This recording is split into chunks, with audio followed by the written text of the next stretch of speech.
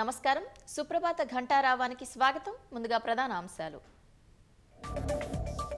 ధాన్యం కొనుగోలు చేసిన 48 గంటల్లో రైతుల ఖాతాల్లో డబ్బులు అవకతవకలు జరగకుండా చర్యలకు సీఎం రేవంత్ రెడ్డి ఆదేశం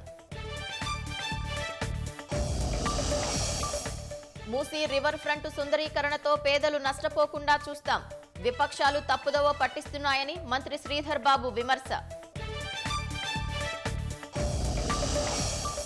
మేడిగడ్డ బ్యారేజ్ పై దర్యాప్తును వేగవంతం చేసిన విజిలెన్స్ రేపటి నుంచి 11 వరకు 9 మంది సీనియర్ ఇంజనీర్ల విచారణ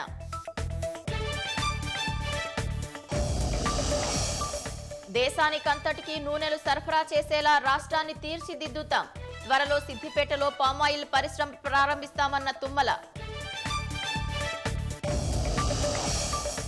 రైల్వే ఉద్యోగులకు 78 రోజుల బోనస్ ఇచ్చేందుకు కేంద్రం ఆమోదం 63,000 కోట్లతో చెన్నై మెట్రో రెండో దశ విస్తరణకు పచ్చజెండా